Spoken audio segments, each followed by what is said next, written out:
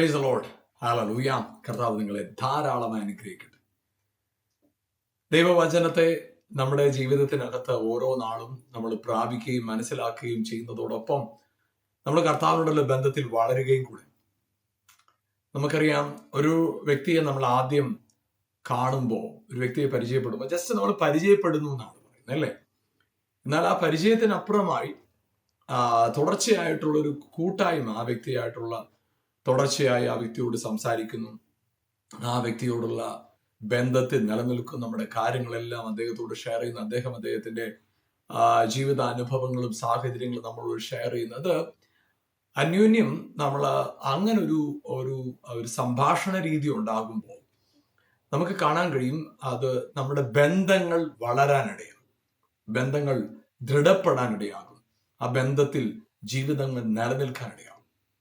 പ്രിയപ്പെട്ടവർ, നമ്മുടെ ജീവിതത്തിനകത്ത് കർത്താവിനോടുള്ള കൂട്ടായ്മ അത് വളരെയേറെ പ്രാധാന്യം അർഹിക്കുന്ന കാര്യമാണ് ആത്മീക വളർച്ചയ്ക്ക്. അതുകൊണ്ട് നമ്മുടെ ജീവിതത്തിനകത്ത് കർത്താവ് നമുക്ക് തരുന്ന ഒരവസരവും മിസ് ചെയ്യരുത്. വചനം വായിക്കാനും വചനം കേൾക്കാനും ഒക്കെ അത് മിസ് ചെയ്യരുത്, അതിൽ വളർന്നുകൊണ്ടേയിരിക്കണം. ഹല്ലേലൂയ. ഇന്ന് നിങ്ങൾ ഈ പ്രോഗ്രാമിലൂടെ എന്നെ കാണുമ്പോൾ നിങ്ങളെ ഞാൻ പ്രോത്സാഹിപ്പിക്കുന്നു. തുടർന്നുള്ള അരമണിക്കൂർ നിങ്ങൾ മറ്റു കാര്യങ്ങളെല്ലാം മാറ്റി വെച്ചിട്ട് ഈ വചനം ഒന്ന് ശ്രദ്ധിക്കുക. നിങ്ങളുടെ ജീവിതത്തിൽ നിശ്ചയമായിട്ടും ഇത് പരിവർത്തനം ഉണ്ടാക്കും. ഹല്ലേലൂയ. നമുക്ക് 1 കൊരിന്ത്യർ ലേഖനം അതിന്റെ 3-16 വാക്യം ഇങ്ങനെ പറയുന്നു: നിങ്ങൾ ദൈവത്തിന്റെ മന്ദിരമെന്നും ദൈവത്തിന്റെ ആത്മാവ് നിങ്ങളെ വസിക്കുന്നുവെന്ന് നിങ്ങൾ അറിയുന്നില്ലേ? അപ്പോൾ അവിടെ പറയുന്നത് നിങ്ങൾ ദൈവത്തിന്റെ മന്ദിരമെന്നും ദൈവത്തിന്റെ ആത്മാവ് നിങ്ങളെ വസിക്കുന്നുവെന്നും നിങ്ങൾ അറിയുന്നില്ലയോ? അപ്പൊ അവിടെ നിങ്ങൾ അങ്ങനെയാണ്, നിങ്ങൾ ദൈവത്തിന്റെ മന്ദിരമാണ്, ദൈവത്തിന്റെ ആത്മാവ് നിങ്ങൾ വസിക്കുന്നു. ഇത് സത്യമാണ്, അത് അങ്ങനെ തന്നെയാണ്. പക്ഷേ അത് നിങ്ങൾ അറിയാതിരിക്കുന്നിടത്തോളം നിങ്ങളുടെ ജീവിതത്തിൽ ആ യഥാർത്ഥത്തിന്റെ, ആ റിയാലിറ്റിയുടെ ഫ്രൂട്ട് നിങ്ങളുടെ ജീവിതത്തിൽ അനുഭവിക്കാൻ കഴിയാതെ. അതായത് കർത്താവായ യേശു ഈ ഭൂമിയിലേക്ക് ഇറങ്ങി വന്നപ്പോ കർത്താവ് പറഞ്ഞൊരു കാര്യം: ഞാൻ പിതാവ് ഒന്നാണ്. എന്നാൽ നമുക്കറിയാം, ഫിലിപ്പോസ് യേശുവോട് ചോദിച്ചൊരു കാര്യമാണ്, പിതാവിനെ ഒന്ന് കാണിച്ചു തന്നാ മതി യേശുവെ, ഞങ്ങൾക്ക് അത് മതി. അതിന് മറുപടിയായിട്ട് യേശു പറഞ്ഞ കാര്യമാണ്, എന്നെ കണ്ടവൻ പിതാവിനെ കണ്ടിരിക്കുന്നു, ഞാനും പിതാവ് ഒന്നാണ്. അപ്പൊ അവിടെ യേശു അവരുടെ കൂടെ ഉണ്ട്. പക്ഷെ അവർക്ക് യേശു ആരാണെന്ന് ശരിക്കും കാണാൻ, മനസ്സിലാക്കാൻ ഇതുവരെ സാധിച്ചില്ല, അറിവ് കിട്ടാതെ. അതുകൊണ്ടാണ് യേശു ക്രിസ്തു അവരോട് ചോദിച്ചത്, പുരുഷാരം എന്നെ കുറിച്ച് എന്ത് പറയുന്നു? അവർ പല വിധത്തിലുള്ള മറുപടി പറഞ്ഞു. എന്നാൽ യേശു ചോദിച്ചു, നിങ്ങൾ എന്ത് പറയുന്നു? പത്രോസ് പറഞ്ഞു, നീ ജീവനുള്ള ദൈവത്തിന്റെ പുത്രനായ ക്രിസ്തു. അപ്പോൾ തന്നെ യേശു പറഞ്ഞ കാര്യമാണ്, ഇത് ജഡരക്തങ്ങൾ നിനക്ക് വെളിപ്പെടുത്തിയതാ പത്രോസ്, ഇത് നിനക്ക് അറിവിനകത്ത് നിൽക്കുന്ന കാര്യമല്ല, ഇത് ജഡരക്തങ്ങളാൽ നിനക്ക് അറിവായിട്ട് തന്നതല്ല, ഇത് റെവലേഷൻ. ഇത് ഈ റെവലേഷന്റെ പ്രത്യേകത. റെവലേഷൻ എന്ന് പറയുമ്പോൾ തന്നെ അതിനകത്ത് നമ്മൾ മനസ്സിലാക്കേണ്ട ഒരു കാര്യം, അറിവ് നാമെ നമ്മായിട്ട് നിർത്തും, മറ്റൊരാളെ അദ്ദേഹമായിട്ട് തന്നെ നിർത്തും. പക്ഷെ ഈ വെളിപ്പാട് നമ്മളിൽ ഒരു കാര്യം കൊണ്ടുവരും. ഹല്ലേലൂയ. നമ്മെ രൂപാന്തരപ്പെടുത്തും. പത്രോസിൽ നടന്നൊരു കാര്യമാണ് ഇത്. ഇത് അറിവല്ല, ഇത് വെളിപ്പാട്. It's revelation. അപ്പൊ നമ്മുടെ ജീവിതത്തിനകത്ത് കർത്താവ് നമ്മുടെ ജീവിതത്തിൽ ഒരുക്കിയിരിക്കുന്ന സകല നന്മകളെയും അറിവായിട്ട് മാത്രമാണ് നമ്മളിൽ ഇന്നയോളം എത്തിയിരിക്കുന്നെങ്കിൽ അത് അറിവായിട്ട് തന്നെ നിൽക്കും. പക്ഷേ അത് വെളിപ്പാടായിട്ട് മാറുമ്പോൾ ആ വെളിപ്പാട് നമ്മുടെ ജീവിതത്തെ ട്രാൻസ്ഫോം ചെയ്യും, മാറ്റിമറിക്കും. അതുകൊണ്ടാണ് യോഹന്നാന്റെ സുവിശേഷം 8-ാം വാക്യത്തിൽ യേശു ഇങ്ങനെ പറഞ്ഞത്: സത്യം നിങ്ങൾ അറിയുകയും സത്യം നിങ്ങളെ സ്വതന്ത്രരാക്കും. അപ്പൊ നിങ്ങൾക്കൊരു സ്വാതന്ത്ര്യത്തിന്റെ ആവശ്യമുണ്ട്. നിങ്ങൾ സ്വാതന്ത്ര്യം പ്രാപിച്ചിട്ടില്ല. You are not free at all. Because നിങ്ങൾ ഇപ്പോഴും പ്രമാണത്തിന് കീഴിൽ കിടക്കുക. ദൈവത്തെ യഥാർത്ഥമായി അറിയേണ്ടതുപോലെ നിങ്ങൾ അറിഞ്ഞിട്ടില്ല. നിങ്ങൾ ചില പ്രവർത്തികൾ ചെയ്ത് ദൈവത്തെ പ്രസാദിപ്പിക്കാനായിട്ട് ശ്രമം നടത്തുന്നു എന്നതല്ലാതെ നിങ്ങളിലൊരു മാറ്റം ഉണ്ടാകുന്നില്ല. പക്ഷെ നിങ്ങളിലൊരു മാറ്റം ഉണ്ടാകാനായിട്ട് ഇവിടെ കർത്താവ് പറഞ്ഞൊരു കാര്യമാണ്, സത്യം നിങ്ങൾ അറിയണം, സത്യം നിങ്ങളെ സ്വതന്ത്രം, സത്യം നിങ്ങളെ സ്വതന്ത്രം. അപ്പൊ അതിനോട് ചേർന്ന് ഉള്ള സംഭാഷണത്തിൽ അവർ പറഞ്ഞൊരു കാര്യമാണ്, അബ്രഹാം ഞങ്ങളുടെ പിതാവാ, ഞങ്ങൾ ആർക്കും ഇതുവരെ അടിമകളായിട്ടിരുന്നിട്ടില്ല. എന്നാൽ അവിടെ നമുക്ക് അതിന്റെ 41 വാക്യത്തിൽ അവർ പറയുന്ന ഒരു കാര്യമുണ്ട്, ദൈവം ഞങ്ങളുടെ പിതാവ്. അത് രണ്ടും പറയുന്നുണ്ട്. അപ്പോൾ അവർക്ക് ദൈവം പിതാവായിട്ട് അവർ അഭിസംബോധന ചെയ്യുമ്പോഴും അവരെ സംബന്ധിച്ചിടത്തോളം ദൈവത്തെ യജമാനനും അല്ലെങ്കിൽ അവരുടെ ജീവിതത്തിൽ അവർക്ക് അടുക്കാൻ കഴിയാത്ത ഒരു വ്യക്തി എന്ന നിലയ്ക്ക് മാത്രമാണ് അവർ ദൈവത്തെ മനസ്സിലാക്കി വെച്ചിരിക്കുന്നത്. ആ ബോധ്യത്തിലാണ് അവർ നിൽക്കുന്നത്. യേശു പിതാവിനെ വെളിപ്പെടുത്തി. ആരും ദൈവത്തെ കണ്ടിട്ടില്ലെന്നാണ് യോഹന്നാന്റെ സുവിശേഷം 1-18 വാക്യം പറയുന്നത്. എന്നാൽ പിതാവിനെ യേശു വെളിപ്പെടുത്തി. അപ്പൊ ദൈവത്തിന്റെ ശക്തി, ദൈവം ആരാണെന്നുള്ള അറിവില്ലേ, അത് വളരെ പ്രധാനപ്പെട്ടത്. യേശുവിന്റെ അടുക്കൽ രോഗസൗഖ്യത്തിന് വേണ്ടി വന്ന പലരുണ്ട്. യേശുവിന്റെ പിന്നാലെ നടന്ന് യേശുവെ ദാവീദ് പുത്രാ സൗഖ്യമാക്കണം എന്ന് യേശുവിന്റെ പിന്നാലെ നടന്ന കൂട്ടരെ നമുക്ക് കാണാൻ പറ്റും. അതുപോലെ തന്നെ അത് മറ്റു പലരെയും പറഞ്ഞയച്ചു. ഞാൻ എൻ്റെ ആവശ്യങ്ങളായിട്ട് മറ്റു പലരെ പറഞ്ഞയച്ചത് കാണാൻ കഴിയും. ഇവിടെ എല്ലാം കർത്താവ് ചോദിച്ച ചോദ്യം, എനിക്കിത് ചെയ്യാൻ കഴിയുമെന്ന് വിശ്വസിക്കുന്നു. അപ്പൊ അവിടെ കർത്താവ് എന്താണ് പറയുന്നത്? നിനക്ക് അറിവുണ്ടോ, നിനക്ക് വെളിപ്പാടുണ്ടോ ഇതെന്നാൽ സാധ്യമാണെന്ന്? നമ്മുടെ ജീവിതത്തിൽ പലപ്പോഴും നമ്മുടെ ജീവിതത്തെ അടിമത്വത്തിലേക്ക് കൊണ്ടുപോകുന്ന ഒരു കാര്യമുണ്ട്, അറിവില്ലായ്മ. അതുകൊണ്ടാണ് യേശയ്യാവിന്റെ പുസ്തകം 5-13 വാക്യത്തിൽ ഇങ്ങനെ പറയുന്നു, എന്റെ ജനം അറിവില്ലായ്മയാൽ പ്രവാസത്തിലേക്ക് പോകുന്നു. ഇപ്പൊ ജനം പ്രവാസത്തിലേക്ക് പോകാൻ കാരണം എന്താ? അറിവില്ലായ്മ കൊണ്ട്. അറിവില്ലായ്മ പ്രവാസത്തിലേക്ക് കൊണ്ടുപോവുകയാണ്. അതായത് യേശുക്രിസ്തുവിലൂടെ സംഭവിച്ചു കഴിഞ്ഞ കാര്യമാണിത്. ഇത് നമ്മുടെ ഹൃദയത്തിൽ ഇതിന്റെ അറിവില്ലായ്മ കൊണ്ട് നമ്മൾ അടിമത്വത്തിൽ കിടക്കുകയാണ്. ഇത് മാറേണ്ടത് എവിടെയാണ്? അറിവ് പ്രാപിക്കണം. അതായത് യേശുക്രിസ്തു ക്രൂശിൽ നിവർത്തിച്ച പ്രവൃത്തിയുടെ ബോധ്യമില്ലായ്മയാണ് നമ്മളെ പലപ്പോഴും നിരുത്സാഹപ്പെടുത്തുന്നത്, അനുഗ്രഹം പ്രാപിക്കാൻ തടസ്സമായി നിൽക്കുന്നതും ഇത് തന്നെയാണ്. എന്നാൽ നമ്മളിൽ ഒരു മാറ്റം ഉണ്ടായേ പറ്റൂ. എന്താണ് മാറേണ്ടത്? അറിവിൽ മാറണം. നമ്മൾ അറിയണം കർത്താവ് ആരാണ്, കർത്താവിന്റെ സ്നേഹം എന്താണെന്ന് തിരിച്ചറിയണം, അവന്റെ ശക്തി എന്താണെന്ന് തിരിച്ചറിയണം, അവന്റെ മഹത്വം എന്താണെന്ന് തിരിച്ചറിയണം, അവന് നമ്മളോടുള്ള മനോഭാവം എന്താണെന്ന് തിരിച്ചറിയണം, അവൻ നമ്മെ സ്നേഹിക്കുന്നെന്ന് തിരിച്ചറിയണം. ഇത് വളരെ പ്രധാനപ്പെട്ടതാണ്. ഹല്ലേലൂയ. അതായത് ദൈവജനം അടിമത്വത്തിൽ നിന്ന് പുറത്തിറങ്ങി വാഗ്ദത്ത ദേശത്തേക്ക് പോകുന്ന വഴിക്ക് എരിഹോ മതിൽ, വലിയ മതിൽ വന്ന് നിൽക്കുക. ആ മതിലിന്റെ മുമ്പിൽ വന്ന് നിൽക്കുന്ന അവരോട് കർത്താവ് പറഞ്ഞൊരു കാര്യം, ആ പട്ടണം കർത്താവ് നിങ്ങൾക്ക് തന്നിരിക്കുക, നിങ്ങളുടെ കൈ തന്നിരിക്കുക. ദൈവം യോശുവോട് പറഞ്ഞ കാര്യമാണ്, ഞാൻ ഈ പട്ടണം നിനക്ക് തന്നിരിക്കുക. അപ്പൊ ഇനി ആർപ്പ് വിളിക്കുന്നു, ഇത് ചുറ്റും നടക്കുന്നു, ആരാധിക്കുന്നു, സ്തുതിക്കുന്നു. ഇതൊക്കെ എന്താ? ഇത് നിവർത്തിച്ച കാര്യത്തിൽ പ്രവർത്തിക്കുക. അതാണ് നമ്മുടെ ജീവിതത്തിൽ ഏറ്റവും പ്രധാനപ്പെട്ട കാര്യം. സംഭവിച്ച കാര്യം, നിവർത്തിയായ കാര്യത്തിൽ നാം പ്രവർത്തിക്കുന്നു. അതെ, പ്രവർത്തിച്ച് തീർന്ന കാര്യത്തിൽ പിന്നെ നമ്മൾ പ്രവർത്തിക്കേണ്ട കാര്യമുണ്ടോ? അവിടെയാണ് നമ്മുടെ സ്വസ്ഥത ഇരിക്കുന്നത്. അവിടെയാണ് നമ്മുടെ അറിവിന്റെ ആവശ്യം. അതായത് ദൈവം ഇത് നൽകി കഴിഞ്ഞു, ഞാൻ അതിനെ പ്രാപിക്കുന്നു, പിടിച്ചെടുക്കുന്നു, അത്രേ ഉള്ളൂ. ദൈവം ദാവീദിനെ അഭിഷേകിച്ച് ദൈവമല്ല ഗോലിയാത്തിന് മുമ്പിൽ കൊണ്ടുവന്ന് നിർത്തിയത്. പക്ഷെ ദാവീദ് ഗോലിയാത്തിന് മുമ്പിൽ നിൽക്കുമ്പോൾ ദാവീദ് പറഞ്ഞൊരു കാര്യം, യുദ്ധം യഹോവയ്ക്കുള്ളത്, ഇത് ജയം എനിക്ക് ഉറപ്പാ, എനിക്കറിയാം അവിടെ ജയിക്കുമെന്ന്. അപ്പൊ അവിടെ ആ കവിണിയിൽ കല്ല് ചുവട്ടി എറിഞ്ഞത് എന്തിനാ? ദൈവം പറഞ്ഞ് നിവർത്തിച്ച കാര്യമുണ്ട്, അതിൽ പ്രവർത്തിക്കുക. ചെങ്കടലിന് മുമ്പിൽ നിന്നപ്പോ മോശയുടെ ധൈര്യം എന്താ?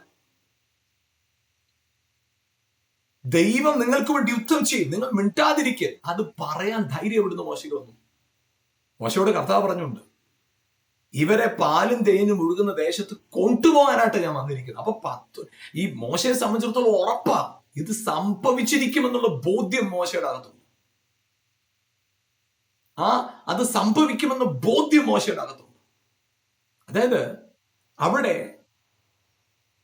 ഈ ചെങ്കടലിന് മുമ്പിൽ നിൽക്കുന്ന ഇപ്പോൾ അടിക്കുന്ന കാറ്റ്, ഇതിങ്ങനെ സംഭവിക്കുമെന്ന് പറഞ്ഞതിന്റെ ഭാഗമാണ്. എത്തിക്കുമെന്ന് പറഞ്ഞതിന്റെ ഭാഗമാണ്. അപ്പൊ അവിടെ മോശ ഈ ചെങ്കടലിന്റെ മുമ്പിൽ നിൽക്കും. മോശയ്ക്ക് ഉറപ്പാ, കർത്താവ് ചെയ്ത് തീർത്ത പ്രവൃത്തിയുടെ മുമ്പിലാണ് ഞാൻ നിൽക്കുന്നത്.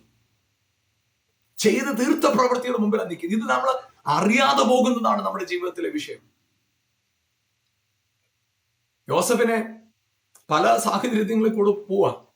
ആ പല സാഹചര്യങ്ങളിൽ കൂടെ പോകുമ്പോഴും യോസഫിനകത്തറിയാം, സഹോദരങ്ങൾ എന്റെ മുമ്പിൽ വന്ന് നമസ്കരിക്കുന്ന ഒരു ദിവസമുണ്ട്. ഞാൻ ഈ ചെയ്യുന്ന കാര്യം തീർന്നു കഴിഞ്ഞ, ചെയ്ത് നിവർത്തിച്ചു കഴിഞ്ഞൊരു പ്രവൃത്തി ഞാൻ ചെയ്തുകൊണ്ടിരിക്കും. Price the Lord. നിങ്ങൾക്ക് ഞാൻ പറയുന്നത് മനസ്സിലാക്കാൻ കഴിയുന്നു എന്നാണ് ഞാൻ വിചാരിക്കുന്നത്. അതായത് ഈ ദൈവവചനത്തിൽ പറയുന്ന കാര്യമെല്ലാം സംഭവിച്ചു കഴിഞ്ഞ കാര്യമാണ്. നാം അതിനെ അറിയണം, നാം അതിനെ തിരിച്ചറിയണം.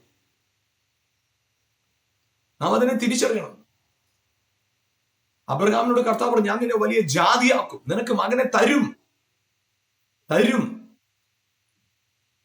അവിടെ അബ്രഹാമിന് അറിയാം, ഈ അസാധ്യതകളുടെ നടുവിൽ നിൽക്കുമ്പോഴും ഞാൻ നിൽക്കുന്നത് സാധ്യമായതിന് മുമ്പിലാണ് ഞാൻ നിൽക്കുന്നത് അസാധ്യതയുടെ മുമ്പിലല്ല, സാധ്യതയുടെ മുമ്പിൽ തന്നെയാണ്. ഈ ബോധ്യം അബ്രഹാമിനുണ്ടായിരുന്നു. Praise the Lord. ഹല്ലേലൂയ. നമ്മുടെ ജീവിതത്തിനകത്ത് കർത്താവ് നമ്മളോട് പറഞ്ഞ വാക്കുകൾ, കർത്താവ് നമുക്ക് തന്നിരിക്കുന്ന വാഗ്ദത്തങ്ങൾ, ആ വാഗ്ദത്തങ്ങളെ സംഭവിച്ചു കഴിഞ്ഞു എന്ന ടെൻസിൽ, ആ കാലത്തിൽ നമ്മൾ കാണുന്നു. സംഭവിക്കാൻ പോകുന്ന കാര്യമല്ല, സംഭവിച്ചു കഴിഞ്ഞു. യേശുവിന്റെ ക്രൂശിലെ യാഗം പെർഫെക്റ്റ് സാക്രിഫൈസ്. കർത്താവിന് വേണ്ടത് ആമേൻ തികഞ്ഞ യാഗമാണ്. അത് യേശു ക്രിസ്തുവിലൂടെ നിവർത്തിച്ചു. ആ യാഗ വസ്തു തികവുള്ളതായിരുന്നു. യാഗവും തികവുള്ളതായി തീർന്നു. യാഗവസ്തുവും തികവുള്ളതായിരുന്നു. അപ്പൊ അതോടുകൂടെ ഒരു തികഞ്ഞ യാഗം നടന്നു കഴിഞ്ഞു. ഇനി നമ്മൾ പ്രാപിക്കും നമ്മുടെ യാഗത്തിന്റെ റിസൾട്ട് അല്ല, നമ്മുടെ പ്രവൃത്തിയുടെ റിസൾട്ട് അല്ല, യേശു ക്രൂശിൽ മരിച്ചതിന്റെ റിസൾട്ടാണ് നമ്മുടെ ജീവിതത്തിൽ നാം അനുഭവിക്കുന്നത്. Praise God. ഹല്ലേലൂയ. അതുകൊണ്ട് യേശുക്രിസ്തുവിനോടുള്ള ബന്ധത്തിൽ നിന്നുകൊണ്ട് വേണം നമ്മൾ കാര്യങ്ങളെ മനസ്സിലാക്കാൻ. അവന്റെ നിറവിൽ നിന്ന് നമുക്ക് കൃപമേൽ കൃപ ലഭിച്ചിരിക്കുക. അവന്റെ നിറവിൽ. യോഹന്നാന്റെ സുവിശേഷം 1:16 അവന്റെ നിറവിൽ നിന്ന് നമുക്ക് കൃപമേൽ കൃപ. അപ്പോൾ അങ്ങനെയാണ് പ്രിയപ്പെട്ടവർ, ഞാൻ പറയട്ടെ, നമ്മുടെ ജീവിതത്തിൽ നാം അനുഭവിക്കുന്ന സകല നന്മയുടെയും അടിസ്ഥാന കാരണം നമ്മുടെ പ്രവൃത്തിയല്ല, അവന്റെ നിറവ്. ആ നിറവിന്റെ ബോധ്യം നിങ്ങളുടെ ഉള്ളിലുണ്ടോ? ആ നിറവ് നിങ്ങളുടെ ഉള്ളിൽ റൂട്ടഡ് ആയിട്ടുണ്ടോ? നിങ്ങൾ തോൽക്കത്തില്ല. ഒരു കാരണവശാലും തോക്കത്തില്ല. ആമേൻ. അത് വളരെ ഇമ്പോർട്ടന്റ്, വളരെ പ്രാധാന്യം അർഹിക്കുന്ന കാര്യം. Price the Lord. ഹല്ലേലൂയ. പ്രിയപ്പെട്ടവർ, നമ്മുടെ ജീവിതത്തിനകത്ത് നിങ്ങളിപ്പോ നിൽക്കുന്ന പൊസിഷൻ എന്താ? നിങ്ങൾ അനുഗ്രഹിക്കപ്പെട്ടവർ. നമ്മളിത് അറിവില്ലായ്മ കൊണ്ട്, അതാണ് യേശയ്യാവിന്റെ പുസ്തകം 5:13 പറഞ്ഞത്, അറിവില്ലായ്മ കൊണ്ട് എന്റെ ജനം പ്രവാസത്തിലേക്ക് പോകും. ഹോശയുടെ പുസ്തകത്തിൽ പറഞ്ഞ അറിവില്ലാത്തതുകൊണ്ട് എന്റെ ജനം നശിച്ചു പോകും. നമ്മുടെ ജീവിതത്തിനകത്ത് നമ്മളെ കുറിച്ചുള്ള കർത്താവിന്റെ പദ്ധതി എന്താണെന്ന് അറിയണം. നിങ്ങൾ ദൈവത്തിന്റെ മന്ദിരമാണ്, ദൈവത്തിന്റെ ആത്മാവ് നിങ്ങളിൽ വസിക്കുന്നു എന്ന സത്യം നിങ്ങൾ അറിയണം. അതായത് ഞാൻ ആ വാക്ക് വീണ്ടും പറയാൻ ആഗ്രഹിക്കുക, നിവൃത്തിയായ പ്രവൃത്തിയിലാണ് നാം പ്രവർത്തിക്കുന്നത്.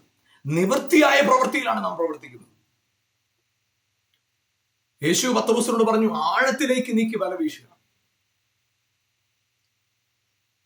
അവിടെ 2 പടക് നിറഞ്ഞ് മീനുണ്ട് എന്ന് കൽപ്പിച്ച വാക്കിന്റെ പുറത്താണ് പിന്നെ വല ഇറക്കുന്നത്. Price the Lord. 38 വർഷം കുളക്കരെ കടന്നുകൊണ്ട് എഴുന്നേറ്റ് നടക്കാമെന്ന് പറഞ്ഞപ്പോ ആ പറഞ്ഞ പ്രവൃത്തി നടന്നു കഴിഞ്ഞു. സൗഖ്യമായതിന്റെ പുറത്താണ് അവൻ പ്രവർത്തിക്കുന്നത്. ഹല്ലേലൂയ. അതേ പ്രിയപ്പെട്ടവർ, ഇന്ന് നാം പ്രവർത്തിക്കുന്ന പ്രവൃത്തിയെല്ലാം കഴിഞ്ഞ നിവൃത്തിയായ പ്രവൃത്തിയുടെ പ്രവൃത്തിയാണ്. അതായത് യേശുക്രിസ്തുവിന്റെ ക്രൂശ് മരണത്തിൽ, യേശു മരണത്തിന്റെ അവസാനം കർത്താവ് പറഞ്ഞു, യേശു മരണത്തോട് അടുത്തപ്പോൾ കർത്താവ് പറഞ്ഞു, ഇറ്റ് ഈസ് ഫിനിഷ്ഡ്. ഇത് നിവൃത്തിയായി. സകലതും നിവൃത്തിയായി.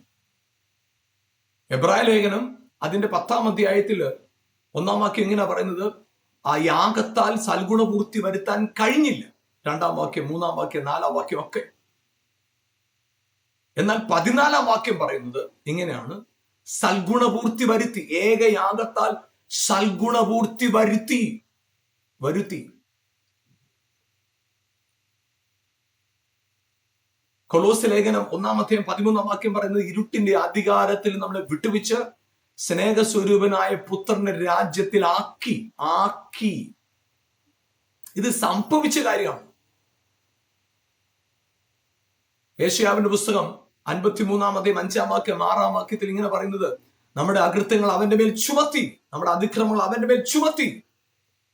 നമ്മുടെ അകൃത്യങ്ങൾ നിമിത്തം അവൻ തകർന്നു, നമ്മുടെ അതിക്രമങ്ങൾ നിമിത്തം അവൻ മുറിവേറ്റു. നമ്മുടെ സമാധാനത്തിന്റെ ശിക്ഷ അവന്റെ മേലായി, അടിപ്പിണരുകളാൽ സൗഖ്യം വന്നിരിക്കുന്നു. ഇത് സംഭവിച്ചു കഴിഞ്ഞ കാര്യമാണ്.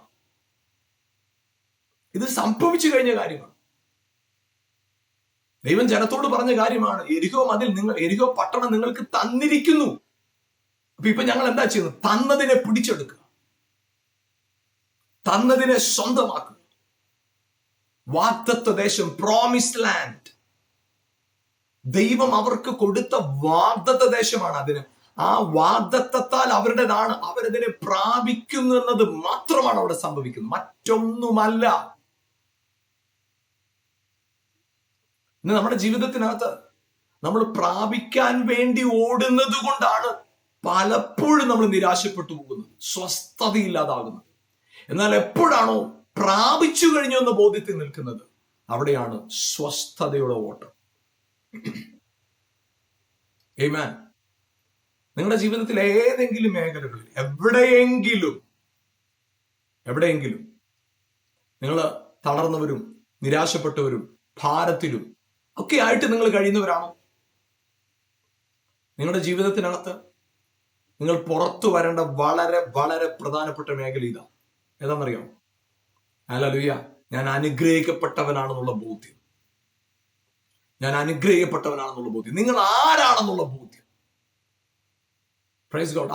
നിങ്ങൾ ആരാണെന്നുള്ള ബോധ്യമില്ലായ്മയിലാണ് നിങ്ങൾ നിൽക്കുന്നതെങ്കിൽ, ഹല്ലേലൂയ, അത് പ്രവാസത്തിലേക്ക് നിങ്ങളെ കൊണ്ടുപോകും, അടിമത്വത്തിലേക്ക് കൊണ്ടുപോകും. എന്നാൽ നിവർത്തിച്ചു കഴിഞ്ഞു എന്ന പ്രവൃത്തി, അതിനെയാണ് ഞാൻ പ്രാപിക്കാനായിട്ട് ഓടുന്നത്.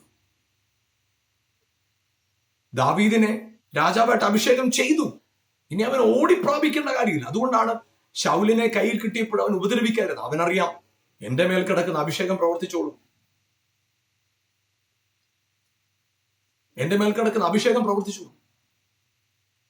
നിങ്ങളുടെ ജീവിതത്തിൽ എവിടെയെങ്കിലും നിങ്ങൾ ഓടി നടന്ന് നിങ്ങൾ യുദ്ധം ചെയ്ത് പ്രാപിക്കണമെന്ന നിലയിൽ നിങ്ങൾ എന്തെങ്കിലും കാണുന്നുണ്ടോ? അത് തെറ്റാണ്. അങ്ങനെ അല്ല. യേശുക്രിസ്തുവിന്റെ ക്രൂശ് മരണ പുനരുത്ഥാനത്തിൽ സകലതും നിവൃത്തിയായി. It is finished. സകല യാഗവും ഏകയാഗത്താൽ സൽഗുണപൂർത്തി വരുത്തി. നമ്മൾ എന്താ ചെയ്യുന്നത്? കർത്താവ് പറഞ്ഞ കാര്യമാണ്, എരിഹോ പട്ടണം നിങ്ങൾക്ക് തന്നിരിക്കുന്നു.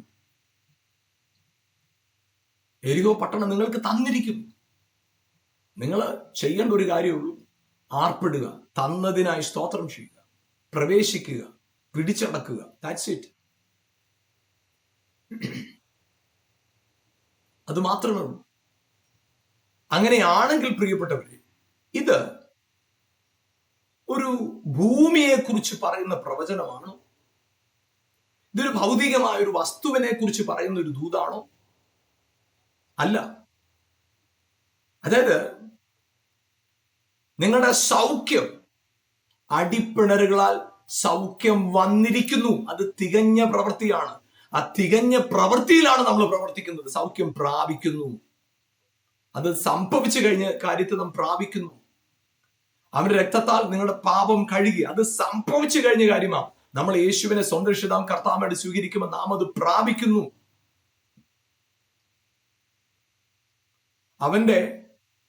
അവൻ മരത്തിൽ തൂങ്ങി മരിച്ചത് കൊണ്ട് അബ്രഹാമിന്റെ അനുഗ്രഹം ക്രിസ്തു യേശുവിൽ ജാതികൾക്ക് വന്നു കഴിഞ്ഞു.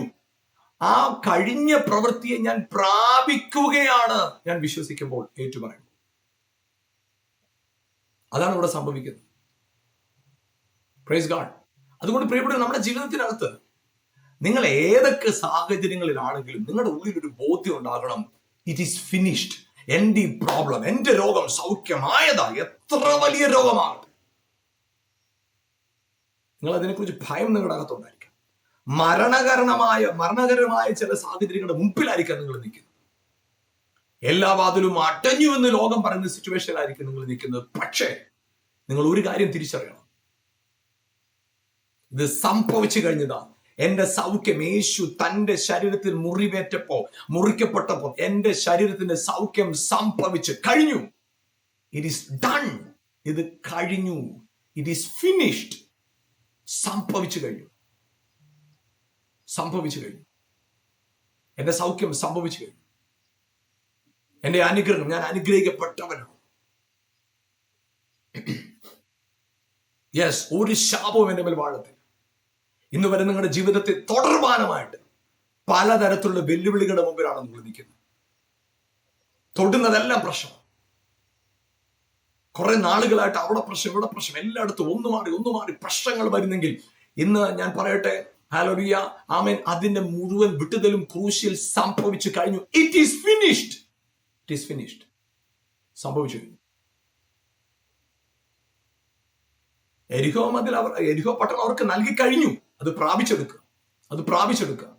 നാം വിശ്വാസത്താൽ പ്രാപിപ്പാൻ തന്നെ. നമ്മൾ പ്രാപിക്കുന്നത് വിശ്വാസത്തിലാണ് നമ്മുടെ ഫൈറ്റും. ഞാൻ നല്ല പോർ പൊരുതി വിശ്വാസം കാത്തു. നമ്മുടെ പോരാട്ടം വ്യക്തികളോടല്ല, വിശ്വാസത്താലാണ്. സൗഖ്യം നടന്നു കഴിഞ്ഞിരിക്കുന്നു, അത്ഭുതം നടന്നു കഴിഞ്ഞിരിക്കുന്നു. പ്രിയപ്പെട്ടവർ, 1 യോഹന്നാന്റെ ലേഖനം 4:4 ഇങ്ങനെയാണ് പറയുന്നത്, നിങ്ങളിലുള്ളവൻ ലോകത്തിലുള്ളവനേക്കാൾ വലിയവൻ. നിങ്ങളിലുള്ളവൻ. യേശു പറഞ്ഞൊരു കാര്യമാണ്, എന്റെ പിതാവ് എന്നേക്കാൾ വലിയവൻ. അപ്പൊ 2 പേരായിട്ടാണ് കാണുന്നത്. അല്ല, ശരീരപ്രകാരമായി നിന്ന് യേശു പറയുകയാണ്, എന്റെ അകത്ത് പിതാവ് ഞാൻ ഒന്നാ. പിതാവ് എന്നിൽ, ഞാൻ പിതാവിൽ വസിക്കുന്നു. അപ്പം വലിയവനായ പിതാവ് വേറെ എവിടെ ഇരിക്കുന്നവനാണ്? അല്ല, എന്റെ അകത്തിരിക്കുന്ന പിതാവാണ് വലിയവൻ. അതാ കർത്താവ് പറഞ്ഞത്. അല്ലാതെ വേറെ എവിടെയോ ഇരിക്കുന്ന ദൈവം പിതാവ് വലിയവനെന്നല്ല പറഞ്ഞത്.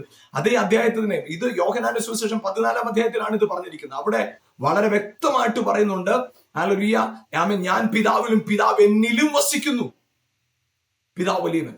ആരാ വലിയവൻ? എവിടെയോ ദൂരെ മാറിയിരിക്കുന്ന ദൈവം അല്ല വലിയവൻ. എന്റെ അകത്തിരിക്കുന്ന ദൈവം ആ വലിയവൻ. അതാണ് നമ്മുടെ ജീവിതത്തിൽ ഉണ്ടാകേണ്ട അറിവ്. അതാണ് പ്രിയപ്പെട്ടവർ. ഇവിടെ നമുക്ക് യോഹന്നാന്റെ സുവിശേഷം 14-ാം അധ്യായത്തിന്റെ 28-ാം വാക്യത്തിന്റെ അവസാന ഭാഗമാണ്, പിതാവ് എന്നേക്കാൾ വലിയവൻ.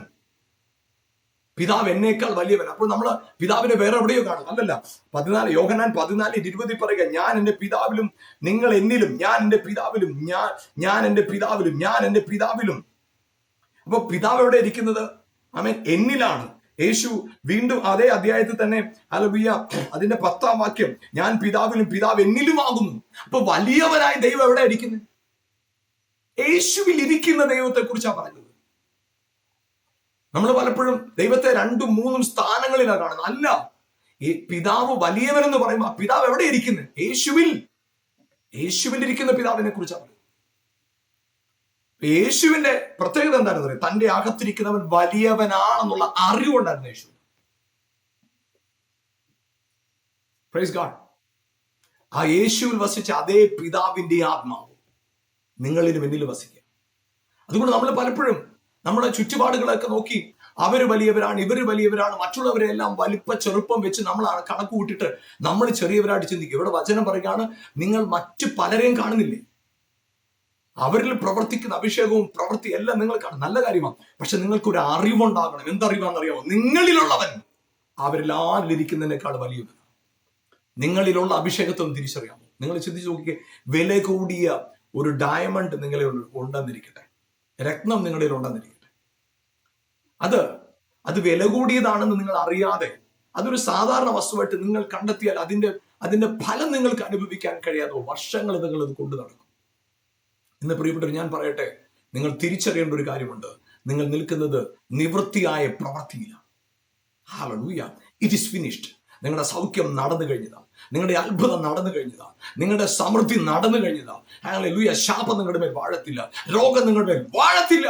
പ്രതികൂലം നിങ്ങളുടെ മേൽ വാഴത്തില്ല. Because you are blessed, you are healed, you are prosperous, you are anointed, you are holy in Christ. ക്രിസ്തുവിൽ നിങ്ങൾ വിശുദ്ധരാണ്, നീതീകരിക്കപ്പെട്ടവരാണ്. You are righteous in Christ.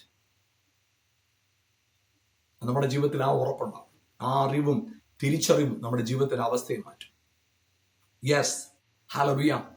ഇന്ന് നിങ്ങൾ ഈ വചനം കേൾക്കും. നിങ്ങൾ ഏത് വിഷയത്തിന് മുമ്പിൽ നിൽക്കുകയാണെങ്കിലും നിവൃത്തിയായ പ്രവൃത്തിയിലാണ് നിങ്ങൾ പ്രവർത്തിക്കുന്നത്. ആ ബോധ്യം ഉണ്ടായിരിക്കട്ടെ. സൗഖ്യം നടന്നു കഴിഞ്ഞതാ, അത് ഞാൻ പ്രാപിക്കുന്നു, അത്രയേ ഉള്ളൂ. നമുക്ക് പ്രാപിക്കാം, പ്രാർത്ഥിക്കാം, വിശ്വാസത്താൽ സ്വീകരിക്കാം. വചനം ഇങ്ങനെ വിശ്വാസത്താൽ പ്രാപിപ്പാൻ തന്നെ. അതെ, വിശ്വാസത്താൽ അതിനെ പ്രാപിച്ചെടുക്കാം. I M healed. ഒന്ന് പറയാമോ? ഞാൻ സൗഖ്യമായിരിക്കുക, ഞാൻ സൗഖ്യമായിരിക്കുക, ഞാനൊരു അനുഗ്രഹമാണ്, ഞാനൊരു അനുഗ്രഹമാണ്, ഞാൻ നീതീകരിക്കപ്പെട്ടവനാണ്, ഞാൻ സമൃദ്ധിയിലാണ്, ഞാൻ സമ്പന്നനാണ്. യെസ്, നമുക്ക് ഒരുമിച്ച് പ്രാർത്ഥിക്കാം. ഞങ്ങളുടെ നല്ല കർത്താവെ, അനുഗ്രഹീതമായ സമയത്തിനായി സ്തോത്രം ചെയ്യുന്നു. കർത്താവെ, പ്രോഗ്രാമിലൂടെ എന്നെ കണ്ടുകൊണ്ടിരിക്കുന്ന ഓരോരുത്തരുടെ ജീവിതത്തിലേക്ക് അസാധാരണമായ ദൈവമഹത്വം ഒന്ന് വെളിപ്പെടട്ടെ. അതേ കർത്താവെ, പൂർത്തിയായ പ്രവൃത്തിയെ തിരിച്ചറിഞ്ഞ് അതിലേക്ക് സ്റ്റെപ്പ് എടുത്തു വെക്കാൻ പരിശുദ്ധാത്മാവെ സഹായിക്കണം. അവരിലുള്ള ദൈവം വലിയവനാണെന്നുള്ള തിരിച്ചറിവ് വിറകത്ത് കൊടുക്കണം. ആ രോഗത്തേക്കാൾ അവരുടെ ശരീരത്തിൽ ഇപ്പോൾ അനുഭവിക്കുന്ന ചെറിയ ചെറിയ വേദനകൾ, സിംറ്റം, ഭയം, നിരാശകൾ മുഴുവൻ അവരെ വിട്ടുമാറട്ടെ കർത്താവ്. ഇപ്പോൾ യേശുവിന്റെ നാമത്തിൽ എല്ലാ ശാപങ്ങളും മാറട്ടെ കർത്താവെ. നാളുകളായി അവൻ ഒന്ന് മാറി പ്രശ്നങ്ങൾ ശാപം പോലെ ജീവിതത്തെ പിന്തുടരും. യേശുവിന്റെ നാമത്തിൽ ആ ശാപത്തിന്റെ കുരുക്കുകൾ അഴിയട്ടെ. പൂർണ്ണ വിടുതൽ അവരുടെ മേൽ യേശുവിന്റെ നാമത്തിൽ കൽപ്പിക്കുന്നു.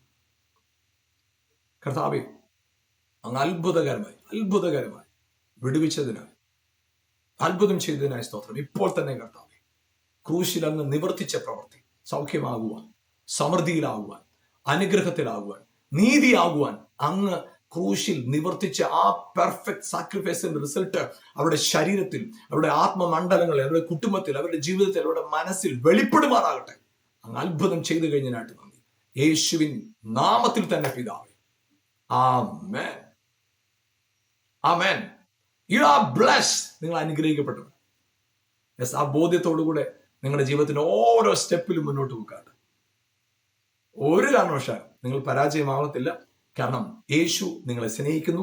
കർത്താവ് നിങ്ങളെ അസാധാരണമായ അനുഗ്രഹമാക്കി നിർത്തട്ടെ. ഈ പ്രോഗ്രാം നിങ്ങൾക്ക് അനുഗ്രഹമായിരുന്നെങ്കിൽ നിങ്ങൾ വീണ്ടും ഒന്ന് കാണുക, പ്രാർത്ഥിക്കുക, മറ്റുള്ളവർക്ക് ഈ പ്രോഗ്രാം പരിചയപ്പെടുത്തുക. നിങ്ങളുടെ പ്രാർത്ഥന വിഷയങ്ങളും സാക്ഷ്യങ്ങളും ഞങ്ങളുമായി പങ്കുവെക്കുക. God bless you. ആമേൻ.